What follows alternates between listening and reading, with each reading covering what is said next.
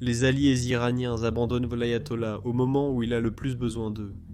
Le Hezbollah vient de déclarer qu'il n'a aucune envie de rejoindre cette guerre. Au cours des dernières années, l'Iran a dépensé des milliards de dollars chaque année pour maintenir et soutenir l'axe de la résistance. Cet axe comprenait le Hezbollah au Liban, le Hamas à Gaza, les Houthis au Yémen et de nombreux autres groupes supplétifs en Irak. L'objectif était simple. L'Iran voulait maintenir le combat loin du territoire iranien et s'assurer que ces groupes défendent l'Iran si la guerre arrivait un jour. Eh bien, devine quoi ? La guerre est là et tous ces groupes se lavent les mains du régime iranien. La situation du Hezbollah est simple. Tu te souviens de l'attaque de Pajer ? La direction du Hezbollah est décimée, les combattants sont affaiblis et ils ne cherchent pas une nouvelle guerre avec Israël. Le gouvernement libanais leur a également adressé un avertissement sévère. Ne ramenez pas une autre guerre au Liban, et il semble que le Hezbollah écoute et laisse l'Iran de côté.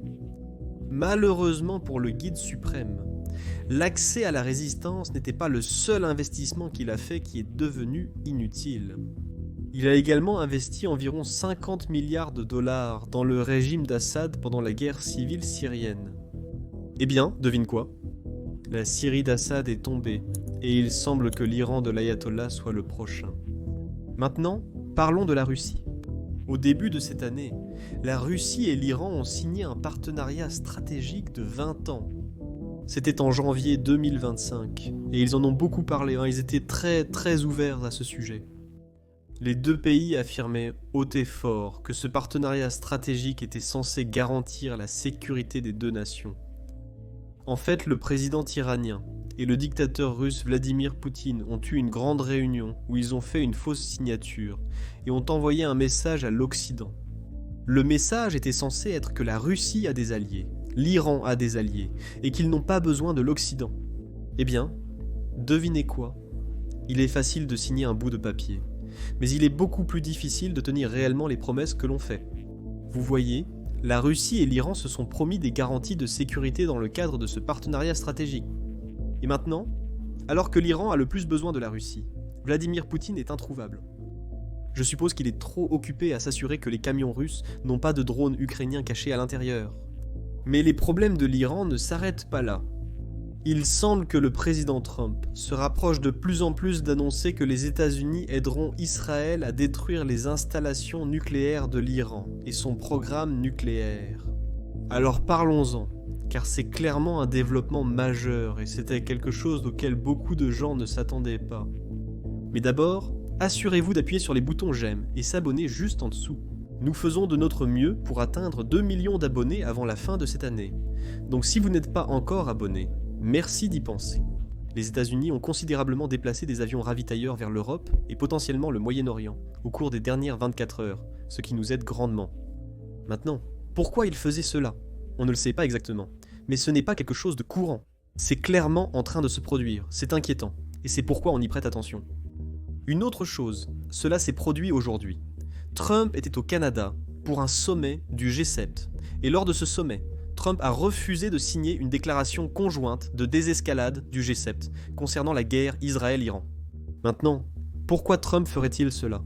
Peut-être parce qu'il sait quelque chose que l'Israël a prévu. Nous en parlerons dans 1 minute, de ce que l'Israël prépare. Nous avons l'information et y reviendrons. Mais parlons d'autre chose. Trump était censé rester là jusqu'à demain. Il devait assister à tout le sommet. Mais aujourd'hui, il a annoncé son départ soudain. Ce matin, j'ai écouté la conférence de presse que Trump a donnée, et il ne semblait pas qu'il y ait quoi que ce soit de prévu qui obligerait Trump à partir plus tôt. Donc, quelque chose s'est passé dans les 5 ou 6 dernières heures, qui a poussé Trump à quitter le Canada et à revenir aux États-Unis. En fait, il ne fait pas que revenir. Il a aussi ordonné qu'une réunion du Conseil de sécurité nationale l'attende à son arrivée. Je crois qu'il est déjà arrivé. J'ignore sa localisation précise, mais je sais qu'il a quitté le Canada. Il est soit en train d'arriver, soit vient juste d'arriver à la Maison Blanche. On va le vérifier bientôt. Voici d'autres éléments intéressants à surveiller. Pour la première fois depuis longtemps, nous avons en fait 3 porte-avions au Moyen-Orient. Le groupe aéronaval United States, Ship Nimitz, a été redéployé au Moyen-Orient plus tôt que prévu, s'ajoutant aux 2 groupes déjà présents sur place. J'ai un trou de mémoire sur les noms, mais je crois qu'il y a le Truman, le United States Ship Nimitz et un autre porte-avions. Le département d'État a conseillé aux Américains de quitter l'Iran hier, et s'ils ne peuvent pas partir, de se mettre à l'abri sur place. C'est suspect, comme si on savait que quelque chose allait arriver et qu'on prévenait nos citoyens. Il y a 4 jours, avant l'opération israélienne, le département d'État américain a réduit le personnel de l'ambassade en Irak et à Bahreïn et a permis aux membres non essentiels des familles sur les bases américaines de partir volontairement. Un ordre d'évacuation volontaire a été donné. Donc il s'est passé quelque chose. 2 jours après cet ordre, Israël a commencé son opération contre l'Iran. Dans les 50 premières minutes, Israël a éliminé 20 à 25 commandants iraniens et 6 scientifiques nucléaires. Les États-Unis étaient au courant qu'un événement se préparait et ont averti leurs citoyens. La même chose se passe maintenant. Nous ne savons pas exactement ce qui arrive, mais il semble que quelque chose se prépare. Un autre point auquel il faut prêter attention, c'est ce qui s'est passé aujourd'hui même. Pete Hegseth, le secrétaire à la Défense, a annoncé le déploiement de capacités supplémentaires au CETCOM. Le commandement central, c'est le commandement du Moyen-Orient. Pete Hegseth affirme que nous nous préparons à quelque chose. Je ne veux pas trop interpréter cela, car cela pourrait simplement être pour aider Israël à se défendre contre l'Iran. Comme vu hier, des missiles iraniens ont réussi à passer et ciblotent maintenant des installations pétrolières en Israël. La nuit dernière, heure des États-Unis, donc je suppose que c'était hier matin en Israël, une attaque iranienne, 2 missiles balistiques, peut-être 3, ont visé une raffinerie de pétrole à Haïfa. C'était l'une des plus grandes raffineries de pétrole d'Israël. Cela pourrait donc signifier que nous faisons de notre mieux pour aider à défendre Israël. Il faut aussi préciser que nous avons environ 200 ou peut-être 300 soldats américains en Israël. 200 d'entre eux gèrent le missile TAD que nous leur avons fourni. Chaque système TAD nécessite environ 100 soldats américains pour le gérer. Nous avons donné 2 des 7 systèmes de défense antimissiles balistiques existants au monde à Israël pour se protéger des tirs iraniens. Donc, 200 soldats gèrent cela. Je pense que les autres soldats font autre chose. Je ne sais pas exactement. Cela pourrait être le missile Patriot. Peut-être que nous gérons cela. Une autre chose, Donald Trump a tweeté il y a seulement, je crois, 3 heures. Alors que je jouais au pickleball, Donald Trump a dit que tout le monde devrait évacuer Téhéran, la plus grande ville d'Iran comptant environ 10 millions d'habitants. Et Donald Trump avertit qu'il devrait l'évacuer. C'est vraiment, vraiment inquiétant. Maintenant, c'est quelque chose que nous avons couvert. Le département d'État a conseillé aux citoyens américains de rester confinés. Maintenant, parlons de la journée de Trump. Voici ce que Trump disait ce matin. Et je veux vous montrer ça parce qu'on n'a pas vraiment l'impression que Trump ou les États-Unis préparent quelque chose d'important. Mais en soirée, il semble qu'il y ait eu une sorte d'urgence, et il se pourrait que ce soit les navires qui soient en feu. Il est possible que les États-Unis aient découvert cela avant les médias et le public, et qu'ils préparent quelque chose. Attendons de voir. Selon les propos de Donald Trump ce matin au sommet du G7 au Canada, on verra et on vous tiendra informé. Avez-vous entendu des signaux ou vu des messages d'un intermédiaire indiquant que l'Iran souhaite désamorcer le conflit? Qu'avez-vous entendu? Qu'avez-vous entendu de la part des Iraniens? Ils aimeraient discuter, mais ils auraient dû le faire avant. Ils avaient 60 jours. Beaucoup de gens demandent à Alex Foster à qui appartiennent ces bateaux, mais nous ne le savons pas encore. Une fois de plus, les États-Unis ont intérêt à maintenir des prix pétroliers bas. Et si on revient au détroit d'Ormuz, presque tout le trafic est un trafic pétrolier. Le pétrole provient d'Arabie Saoudite, l'un des plus grands fournisseurs, ainsi que du Koweït, de l'Irak, de l'Iran, des Émirats Arabes Unis et d'Oman. Beaucoup de pays utilisent ce commerce. Donc, si un pays n'est pas capable d'expédier son pétrole, les prix augmentent partout dans le monde. Même si nous n'utilisons pas le pétrole saoudien. Si une partie de ce pétrole n'arrive pas sur le marché, cela aura un impact significatif sur les prix mondiaux du pétrole. Avez-vous entendu des signaux ou vu des messages d'intermédiaires indiquant que l'Iran souhaite désamorcer le conflit? Oui, qu'avez-vous entendu? Qu'avez-vous entendu de la part des Iraniens? Ils aimeraient discuter, mais ils auraient dû le faire avant. J'avais 60 jours, eux aussi, et au 61e jour, j'ai dit « pas d'accord ». Ils doivent conclure un accord, et... C'est douloureux pour les 2 parties, mais je dirais que l'Iran ne gagne pas cette guerre. Ils devraient discuter immédiatement avant qu'il ne soit trop tard. Et selon vous, qu'est-ce qu'il faudrait pour que les États-Unis s'impliquent militairement dans ce conflit? Je ne veux pas en parler. Encore une fois, jusqu'à présent, Trump et même toute l'administration en général, Pete Hegseth a dit, Marco Rubio, ils ont été clairs. Les États-Unis ne sont pas impliqués de manière offensive pour le moment. Leur implication ne se fera que si des citoyens américains sont blessés. Trump a tweeté ce message vers 18h30 heure de l'Est. Actuellement, il est 23h heure de l'Est. C'était il y a environ 4h30, si je calcule bien. C'était une sorte d'indice que quelque chose se passait. Peut-être que quelque chose arrivait. Et c'est ce que ça semble être. Laissez-moi lire le message pour que vous sachiez. L'Iran aurait dû signer l'accord. Je leur ai dit de signer. Quel dommage. Gaspillage de vies humaines. En résumé, l'Iran ne peut pas posséder d'armes nucléaires. Je l'ai répété maintes fois. Jusqu'à présent, le message est très habituel. Trump tweet et fait des déclarations comme celle-ci depuis quelques jours. Tout le monde doit immédiatement évacuer Téhéran, la plus grande ville d'Iran avec 10 millions d'habitants, et seulement quelques heures de préavis. Nous ne savons pas ce qui se passe ni quand cela va arriver, mais les gens partent en masse. La circulation est dense, les routes quittant la ville sont saturées. Les voitures bloquent les routes, empêchant une évacuation rapide. Il y a clairement de la panique dans la ville. Il y avait déjà de la panique, parce qu'Israël bombarde partout, ciblant les bâtiments du corps des gardiens de la révolution islamique, et même le bureau des médias d'État aujourd'hui, que j'allais couvrir comme d'habitude. Mais ce message a provoqué une onde de choc dans tout Téhéran. Maintenant, je veux vous montrer autre chose. C'était le soir au Canada, lors du sommet du G7. Et voici ce que Trump a dit. C'est à ce moment-là que Trump disait publiquement qu'il devait partir. Il doit retourner aux États-Unis et se rendre à la Maison-Blanche en raison d'un événement important. Écoutons cet extrait. Selon Fox News, Donald Trump a participé à la photo de famille du G7 au Canada et a répondu aux questions des journalistes. Je dois rentrer, c'est crucial. Je tiens à remercier notre formidable hôte. Comment évacuer 10 millions de personnes ? Le temps est compté, l'avenir est incertain. C'est un signe clairement inquiétant pour les citoyens iraniens. Et je me sens vraiment désolé pour eux, parce qu'une grande partie des citoyens iraniens ne soutiennent pas réellement le régime. Vous savez, ils ne veulent tout simplement pas se soulever en ce moment parce que c'est quelque chose de très effrayant à faire, car le régime acheta aussi beaucoup de partisans. Tu mets donc ta vie en danger. Canada, mais tu vois probablement ce que je vois. Et je dois revenir dès que possible. Nous allons dîner avec ces merveilleux dirigeants. Je monte dans l'avion, ensuite je dois rentrer tôt pour des raisons évidentes. J'ai adoré, je te le dis. J'ai adoré. Et je pense qu'on a accompli beaucoup de choses, vraiment beaucoup de choses. En fait, Royaume-Uni, nous avons signé un Grand Formidable accord aujourd'hui et sur d'autres sujets, mais nous avons eu une très bonne relation avec tout le monde et c'est vraiment agréable. J'aimerais pouvoir rester jusqu'à demain, mais ils comprennent cela. C'est du lourd. As-tu des questions pour quelqu'un d'autre ? J'ai entendu les commentaires de Trump ce matin et je me suis dit qu'Israël et l'Iran allaient continuer, tu sais, à se répondre sans cesse, comme ils le faisaient déjà. Je ne savais pas que les États-Unis pourraient s'impliquer. Clairement, quelque chose d'important s'est passé ces dernières heures. Voici une image de Téhéran. Comme vous pouvez le voir, un autre aspect choquant, c'est que lorsque le tweet de Trump est sorti, ce tweet sur l'évacuation de Téhéran, il faisait nuit en Iran. De nombreuses personnes dormaient et ne savaient donc pas qu'elles devaient partir. Même si elles le voulaient, ce ne serait pas facile à réaliser.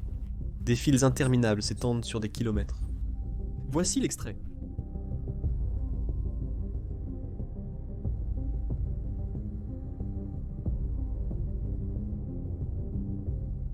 C'est choquant. On voyait combien de personnes, et toutes du même côté, essaient de partir. Elles essaient d'aller vers la ville de l'Est, ou les villes du Nord, où il n'y a pas beaucoup d'équipements ou de bases du CGR, ou de gens du CGR, et ils savent qu'ils seront en sécurité là-bas, parce qu'Israël vise. Trump a fait un autre commentaire, qui rejoint un peu ce que Netanyahou a dit ce matin concernant les installations militaires. Le premier ministre israélien Netanyahou fait actuellement le tour des médias, bien que je n'appellerais pas vraiment cela un tour des médias. Il est allé sur Fox News hier, et sur American Broadcasting Company aujourd'hui. Et il a en quelque sorte poussé les États-Unis à aider dans les opérations contre l'Iran. Et la raison pour laquelle Israël a vraiment besoin de l'aide des États-Unis, c'est parce que leur objectif est simple. Ils veulent s'assurer que l'Iran n'aura pas la capacité de poursuivre son programme nucléaire une fois que tout cela sera terminé. Et la seule façon pour eux de s'en assurer, c'est de détruire toutes les installations nucléaires que possède l'Iran, et aussi d'éliminer les scientifiques qui travaillent sur ces installations nucléaires. Ainsi, ils n'auront plus aucune connaissance ni matériel restant. Et la seule façon pour eux de s'en assurer, c'est de détruire toutes les installations nucléaires que possède l'Iran et aussi d'éliminer les scientifiques qui travaillent sur ces installations nucléaires. Ils n'ont donc plus de connaissances ni de matériel.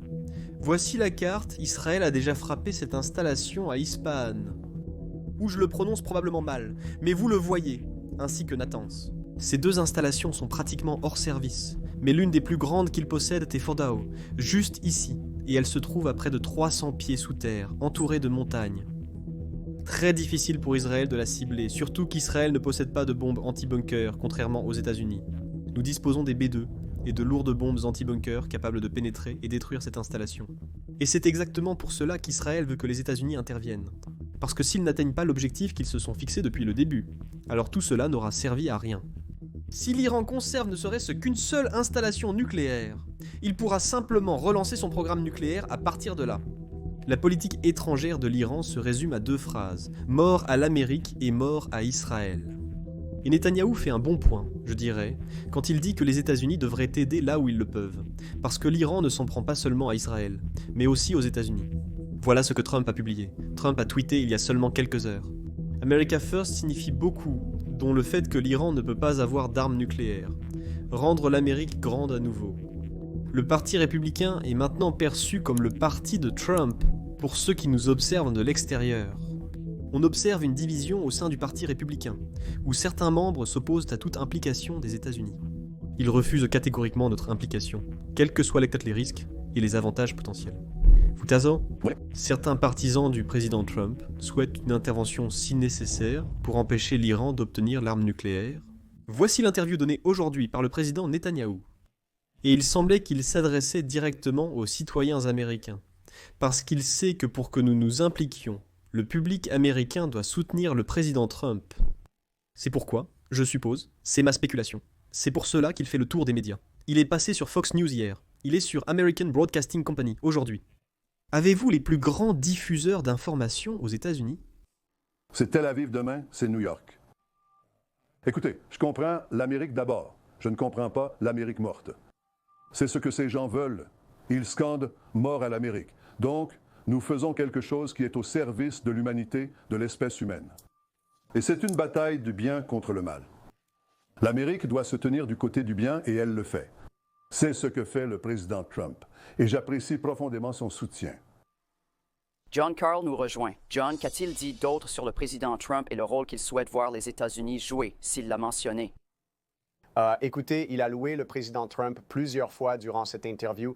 Il sait qu'il a besoin du soutien des États-Unis, au moins en ce qui concerne ce que les États-Unis font actuellement, c'est-à-dire aider Israël à se défendre contre ces attaques de représailles de l'Iran. Tout cela était formulé comme un remerciement. Merci, président Trump. Vous avez été le meilleur ami d'Israël. Mais il a clairement indiqué qu'il aimerait en voir davantage. Il ne l'a pas dit directement de cette façon. Mais ce que vous avez entendu, ce que vous venez de passer, je comprends l'Amérique d'abord. Je ne comprends pas l'Amérique morte. Il s'adresse vraiment à ceux du mouvement Trump, à ceux du mouvement Make America Great Again, qui s'opposent fermement à l'implication des États-Unis dans un autre conflit au Moyen-Orient. Et comme tu le sais, Kira, il y a des voix importantes, des partisans, des conseillers extérieurs de Donald Trump qui disent « N'intervenez pas. Les États-Unis ne peuvent pas s'impliquer. Vous avez fait campagne contre les guerres sans fin. » À des personnes comme Tucker Carlson, Steve Bannon, Charlie Kirk, ce sont, vous savez, des proches soutiens de Donald Trump qui disent qu'ils ne pensent pas que les États-Unis devraient s'impliquer dans cela. Et Netanyahou, il m'a semblé qu'en utilisant leur langage, je comprends l'Amérique d'abord. Je ne comprends pas l'Amérique morte. Il s'adressait directement à Donald Trump et à ses partisans qui sont critiques. Maintenant, c'est un autre point après tous les tweets de Trump. Ceci est le compte officiel de la Maison-Blanche, et il semble vouloir justifier une frappe. Le président Donald Trump est resté ferme. L'Iran ne doit pas être autorisé à posséder l'arme nucléaire. Il a réaffirmé cet engagement à maintes reprises, tant pendant son mandat que durant sa campagne. Je vais maintenant vous présenter quelques extraits. Nous allons regarder des extraits anciens et récents. Celui-ci date d'environ 2 ans. Voici ce que Trump a dit. Cela leur a permis de fabriquer des armes nucléaires et l'Iran ne peut pas avoir l'arme nucléaire. Vous ne pouvez pas laisser cela arriver, car il y aura de graves conséquences. Je ne veux pas passer en revue toutes les séquences publiées, car elles sont nombreuses. Maintenant, Steve Witkoff et le vice-président J. Gwandi Vance pourraient aller rencontrer l'Iran cette semaine, la semaine prochaine. Il y a une possibilité que les États-Unis ne s'impliquent pas. Cette nouvelle vient d'arriver pendant l'enregistrement. Nous y reviendrons dans un instant. Ce n'est qu'une précaution. Plus de 20 avions ravitailleurs américains sont partis pour le Moyen-Orient ou l'Europe la nuit dernière, et l'Iran n'était pas content de cela. L'Iran vient de voir cette image et ils ont commencé à menacer les bases américaines, ce qu'ils font depuis tout ce temps. Il faut réaliser que tant que l'Iran n'attaque pas une base américaine, leurs paroles ont peu d'importance, car ils doivent paraître forts devant leur opinion publique. La politique intérieure iranienne est en jeu. Le pays est déjà gravement affaibli, et l'opposition veut en profiter. Le régime doit conserver le soutien du public, car beaucoup le soutiennent encore. Ils tentent donc de calmer la situation pour l'instant. Ce matin, et il y a quelques heures, il y a eu davantage de survols d'avions de guerre. 5 autres pétroliers sont passés. On ignore pourquoi. Les gens tentent de rassembler des informations à partir de preuves circonstancielles.